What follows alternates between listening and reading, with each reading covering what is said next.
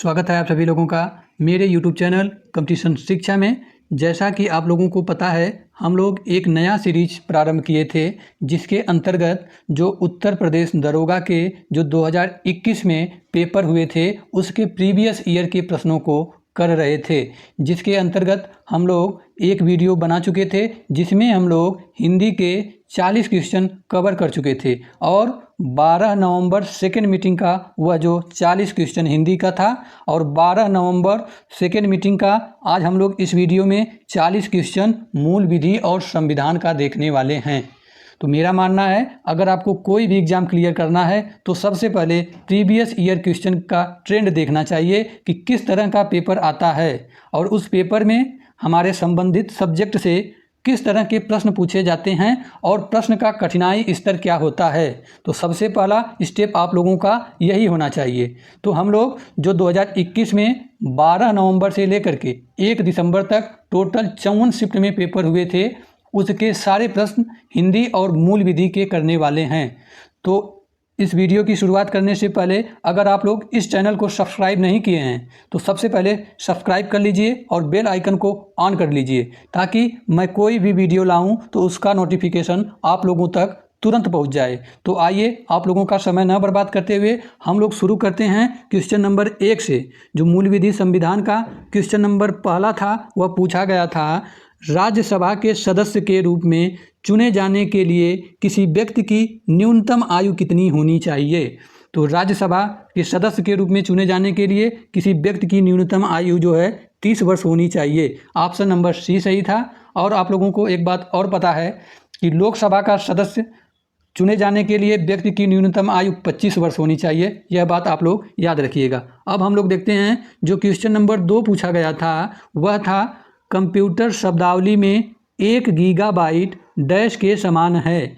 यानी कंप्यूटर शब्दावली में 1 गीगाबाइट जो है किसके बराबर होता है, यह प्रश्न हम लोगों का पूछा गया था। तो क्वेश्चन नंबर 2 का हम लोगों का उत्तर था ऑप्शन नंबर डी, 1024 मेगाबाइट। तो देख लीजिए, आप लोगों के जो पेपर में कंप्यूटर से भी प्रश्न पूछे गए थे तो कंप्यूटर को भी आप लोगों को तैयार कर लेना है। अब देखते हैं हम लोग क्वेश्चन नंबर 3 था कि निम्नलिखित में से कौन सा कथन सही है। तो ऑप्शन ए था, ऑप्शन बी था और ऑप्शन सी था। तो इनमें से पूछा था कि कौन सा कथन सही है। तो इसका उत्तर हम लोगों का था ऑप्शन नंबर डी। ये जो सी है ये करेक्ट है, बाकी ए और बी ये दोनों गलत हैं। अब देख लीजिए, इस टाइप का प्रश्न भी आप लोगों के पेपर में आता है। आइए देखते हैं जो क्वेश्चन नंबर 4 पूछा गया था उसको देखते हैं। क्वेश्चन नंबर 4 था कि भारत का केंद्रीय चिड़ियाघर प्राधिकरण यानी सेंट्रल जू अथॉरिटी की स्थापना किस वर्ष की गई थी। तो सेंट्रल जू अथॉरिटी की स्थापना भारत में 1992 ईस्वी में की गई थी। ऑप्शन नंबर सी सही था। आइए देखते हैं क्वेश्चन नंबर जो 5 पूछा गया था वह देखिए आपका जो है मूल विधि से प्रश्न था। क्वेश्चन नंबर 5 था, सीआरपीसी की धारा डैश के अनुसार एक थाने के प्रभारी अधिकारी का कर्तव्य मौखिक रूप से दी गई प्रत्येक जानकारी का रिकॉर्ड रखना तथा एफआईआर तैयार करना, यह जो है किस धारा के अंतर्गत आता है। तो इसका उत्तर सही था ऑप्शन नंबर ए, सीआरपीसी की धारा 154 के अंतर्गत आता है। ये ऑप्शन नंबर ए सही हो जाएगा। अब हम लोग देखते हैं जो क्वेश्चन नंबर 6 पूछा था कि माल्थस का जनसंख्या सिद्धांत किस अवधारणा पर आधारित है। तो जो माल्थस का जनसंख्या सिद्धांत था वह ज्यामितीय जनसंख्या वृद्धि और अंकगणितीय खाद्य आपूर्ति वृद्धि पर आधारित था। इसका उत्तर हम लोगों का सही था ऑप्शन नंबर ए। देखते हैं जो क्वेश्चन नंबर 7 पूछा गया था वह था कि राष्ट्रीय सुरक्षा अधिनियम के तहत गठित सलाहकार बोर्ड द्वारा अपनाई जाने वाली प्रक्रिया अधिनियम की धारा डैश में पाई जाती है। तो राष्ट्रीय सुरक्षा अधिनियम के तहत गठित सलाहकार बोर्ड द्वारा अपनाई जाने वाली प्रक्रिया यह जो है अधिनियम की धारा 11 में पाई जाती है। ऑप्शन नंबर ए इसका उत्तर सही था।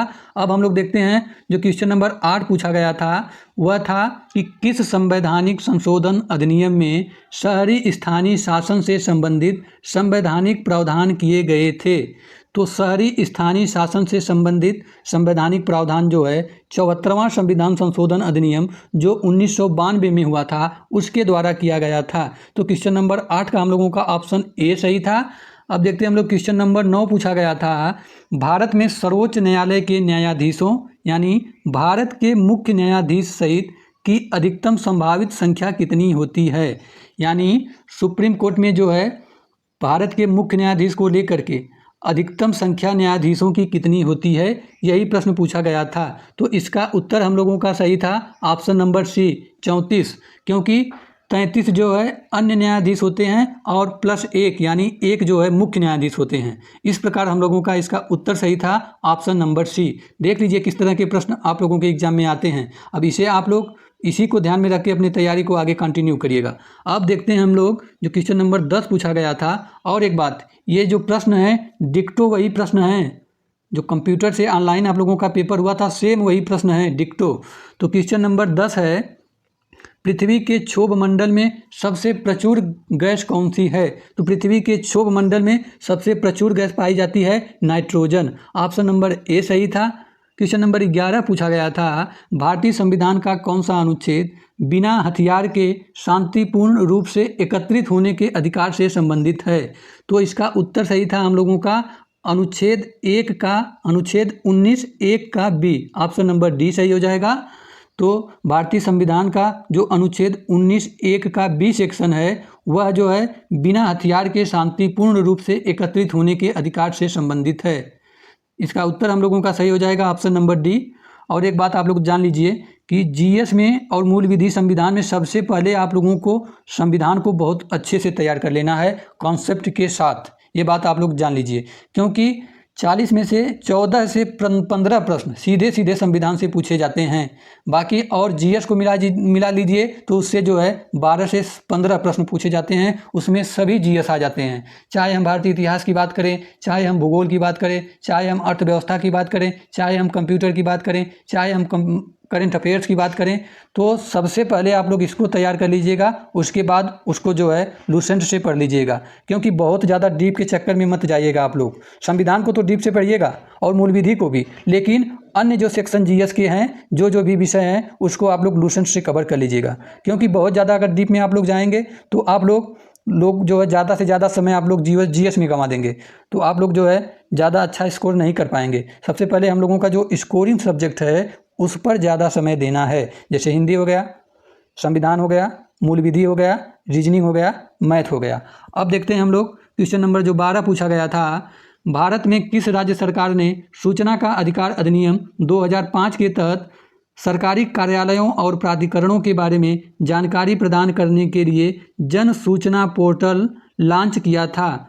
तो जन सूचना पोर्टल को लॉन्च किया था राजस्थान की सरकार ने। ऑप्शन नंबर ए सही हो जाएगा। अब देखते हैं हम लोग क्वेश्चन नंबर 13 पूछा गया था, नेशनल स्टॉक एक्सचेंज की स्थापना के लिए किस समिति द्वारा अनुशंसा की गई थी। तो जो नेशनल स्टॉक एक्सचेंज की स्थापना हुई थी वह जो है फेरवानी समिति की अनुशंसा के द्वारा की गई थी। कौन सा समिति था? फेरवानी। ऑप्शन नंबर इसका बी सही था। अब देखते हैं हम लोग जो क्वेश्चन नंबर 14 पूछा गया था, निम्नलिखित में से किस रोग में लार ग्रंथियों की सूजन के लक्षण दिखते हैं। तो ऐसा कौन सा रोग है जिसमें लार ग्रंथियों की सूजन के लक्षण दिखते हैं? तो वह रोग था कंठमाला, और कंठमाला को हम लोग गंड रोग कहते हैं। ऑप्शन नंबर इसका डी सही था। अब देखते हैं हम लोग जो क्वेश्चन नंबर 15 पूछा गया था, मानव अधिकार संरक्षण अधिनियम में डैश के लिए प्रावधान दिया गया है। तो मानव अधिकार संरक्षण अधिनियम में जो है आप लोगों का राष्ट्रीय मानवाधिकार आयोग और राज्य मानवाधिकार आयोग और जिला मानवाधिकार आयोग के लिए प्रावधान दिया गया है। तो इसका उत्तर देख लीजिए, आपका ऑप्शन ए, ऑप्शन बी और ऑप्शन डी सही है, यानी सी गलत है। तो इसका उत्तर हम लोगों का सही हो जाएगा, ऑप्शन नंबर ए सही हो जाएगा। अब देखिए कूट के भी प्रश्न आप लोगों के एग्जाम में पूछे जाते हैं। 4 आपका दे दिया जाएगा कूट, उसमें से पूछा जाएगा कौन सा कूट सही है और कौन सा गलत है। तो देख लीजिए आप लोग, अगर मानव अधिकार संरक्षण अधिनियम के बारे में आप लोग डिटेल से पढ़े रहेंगे तभी इस प्रश्न को आप लोग कर सकते हैं। देख लीजिए आप लोग प्रश्न का लेवल क्या है। अब देखते हैं हम लोग क्वेश्चन नंबर 16 पूछा गया था, डैश के मामले में सर्वोच्च न्यायालय के 6-5 के निर्णय द्वारा यह निर्धारित किया गया था कि विधायिका के पास मौलिक अधिकारों को समाप्त या सीमित करने के लिए सज्जन सिंह बनाम राजस्थान राज्य सीमित करने के लिए कौन सा मामला था। तो इसका उत्तर हम लोगों का सही था ऑप्शन नंबर सी, गोलकनाथ बनाम पंजाब राज्य। तो इसका सी उत्तर सही था हम लोगों का। अब देखते हैं हम लोग जो क्वेश्चन नंबर 17 पूछा गया था उसको देखते हैं। भारतीय संविधान के किस अनुच्छेद के तहत भारत के सर्वोच्च न्यायालय की स्थापना हुई थी? तो भारतीय संविधान के अनुच्छेद 124 के तहत सुप्रीम कोर्ट की स्थापना हुई थी। यह बात तो आप लोगों को पता होगा। ऑप्शन नंबर इसका बी सही था। अब हम लोग देखते हैं जो क्वेश्चन नंबर 18 पूछा गया था। डैश एक प्रकार का साइबर अपराध है जहां कंप्यूटर सिस्टम या नेटवर्क कंप्यूटर वायरस से संक्रमित होता है। तो यह रिक्त स्थान पर कौन सा हमारा उत्तर होगा? यह उत्तर होगा मैलवेयर अटैक। ऑप्शन नंबर इसका डी सही हो जाएगा। मैलवेयर अटैक एक प्रकार का साइबर अपराध है जहां कंप्यूटर सिस्टम या नेटवर्क कंप्यूटर वायरस से संक्रमित होता है। अब देखते हैं जो क्वेश्चन नंबर 19 पूछा गया था। जायद फसल डैश ऋतु के दौरान होती है। तो जो जायद की फसल उगाई जाती है, पूछ रहा है कि कौन से ऋतु के दौरान होती है। तो जायद की फसल जो है ग्रीष्म ऋतु के दौरान होती है। इसका उत्तर हम लोगों का सही था ऑप्शन नंबर बी। अब देखिए ये जो है कृषि से भी आप लोगों का प्रश्न पूछा गया था, लेकिन हाँ कुछ ऐसे सब्जेक्ट हैं जिसके प्रश्न तो पूछे गए हैं लेकिन नॉर्मली प्रश्न पूछे गए हैं, बहुत डीप में जाकर के उस विषय से प्रश्न नहीं पूछे गए थे। जैसे कंप्यूटर का हो गया, कृषि का हो गया। कंप्यूटर कृषि की अगर आप लोग सामान्य जानकारी भी रखते हैं ना, तब भी आप लोग अच्छा स्कोर कर जाएंगे जीएस में, देख लीजिए आप लोग। अब देखते हैं हम लोग जो क्वेश्चन नंबर 20 था, वह था कि आय के 5 मदों के तहत दी गई आय को जोड़ने के बाद प्राप्त राशि को कहा जाता है। तो आय के 5 मदों के तहत दी गई आय को जोड़ने के बाद जो प्राप्त राशि होती है उसे हम लोग कहते हैं सकल कुल आय। ऑप्शन नंबर डी सही था।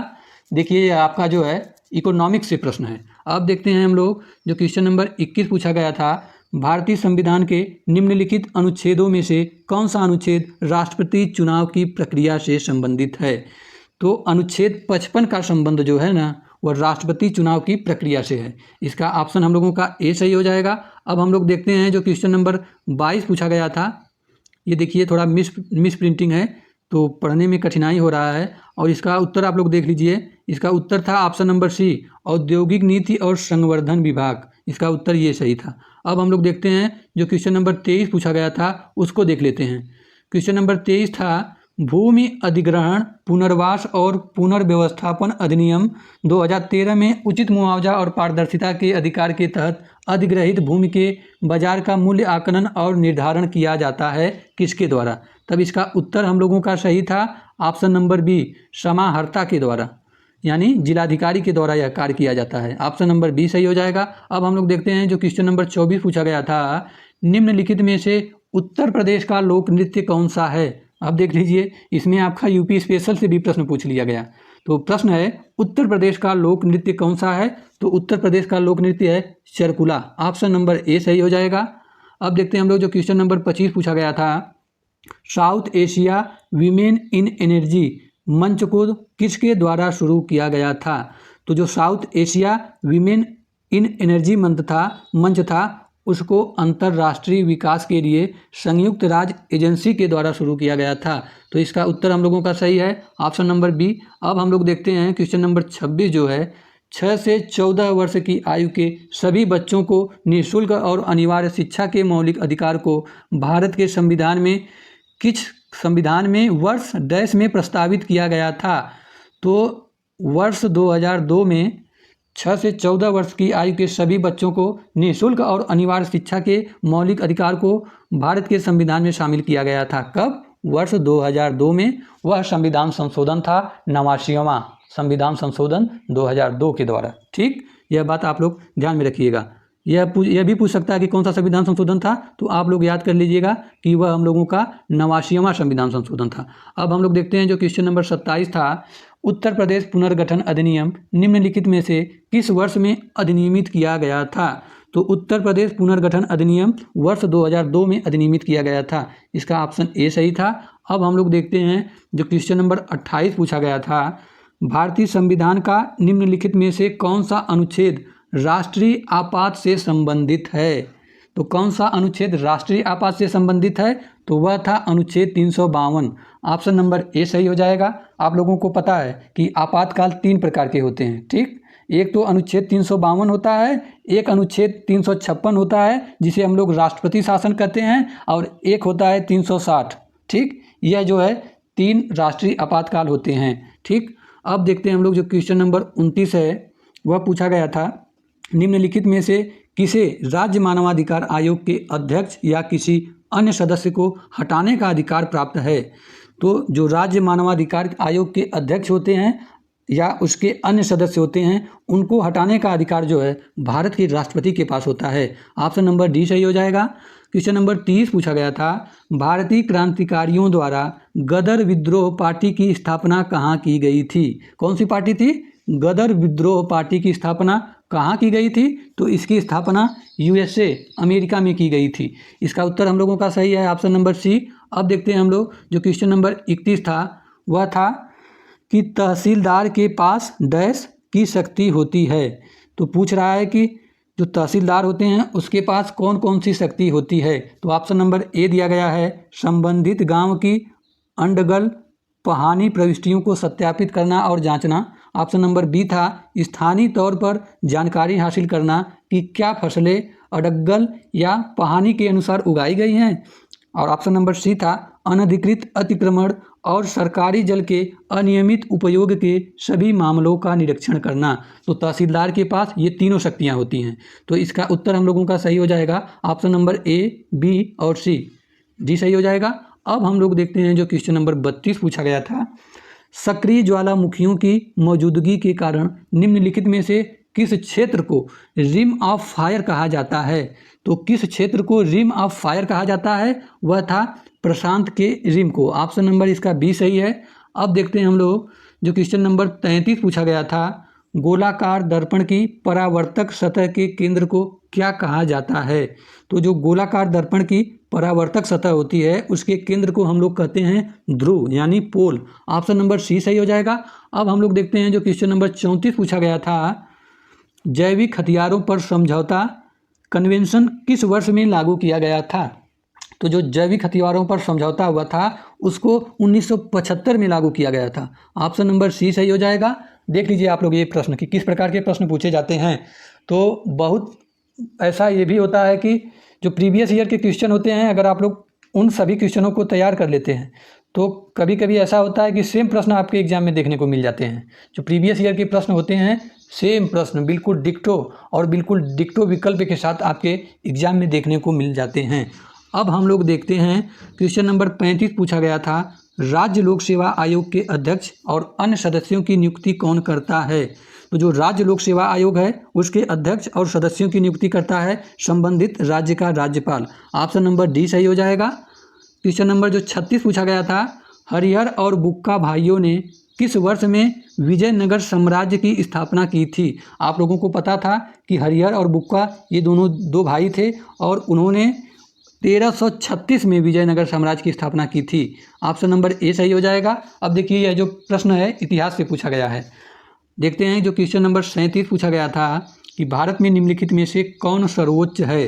तो ऑप्शन ए था सुप्रीम कोर्ट, ऑप्शन बी था पार्लियामेंट, ऑप्शन सी था प्राइम मिनिस्टर, ऑप्शन डी था कॉन्स्टिट्यूशन। तो इन सभी ऑप्शनों में पूछा था कि कौन सर्वोच्च है यानी सबसे ऊपर है तथा उसका सबसे बड़ा पावर है, सबसे ज़्यादा अपने पास अधिकार रखता है, तो वह है ऑप्शन नंबर डी संविधान। ठीक, देखते हैं जो क्वेश्चन नंबर 38 पूछा गया था कि 2011 के 97वें संविधान संशोधन अधिनियम द्वारा भारतीय संविधान में कौन सा निर्देशक सिद्धांत जोड़ा गया था? तो आप लोगों को पता है जो 2011 में 97वें संविधान संशोधन हुआ था उसके द्वारा जो है सहकारी समितियों को बढ़ावा देना यह सिद्धांत जोड़ा गया था। कब जोड़ा गया था? 97वें संविधान संशोधन 2011 में। ऑप्शन नंबर इसका बी सही हो जाएगा। अब देखते हैं हम लोग क्वेश्चन नंबर जो 39 पूछा गया था, ये देखिए आपका जो है मूल विधि से प्रश्न है। यह था कि मोटर वाहन संशोधन अधिनियम 2019 के तहत नए यातायात नियमों के अनुसार किशोरों द्वारा किए गए उल्लंघनों के लिए जुर्माना राशि डैश कितने रुपए है? तो मोटर वाहन संशोधन अधिनियम जो 2019 में हुआ था उसके तहत नए यातायात के नियमों के अनुसार जो किशोरों द्वारा किया गया उल्लंघन है उसके द्वारा जुर्माना राशि है 25,000 रुपये। ऑप्शन नंबर बी सही हो जाएगा। अब देखते हैं हम लोग आज के इस वीडियो का जो लास्ट प्रश्न पूछा गया था, क्वेश्चन नंबर 40, वह था भारतीय संविधान की प्रस्तावना में प्रयुक्त निम्नलिखित में से किस शब्द पद का अर्थ है विशेषाधिकार का अभाव। तो किसका अर्थ होता है विशेषाधिकार का अभाव। तो इसका उत्तर हम लोगों का सही था ऑप्शन नंबर ए, समानता। अब देखिए, जो ये क्वेश्चन नंबर 40 था, यह जिस भी कैंडिडेट का जो है प्रश्न पत्र है उसने जो है ऑप्शन नंबर डी को चूज किया था।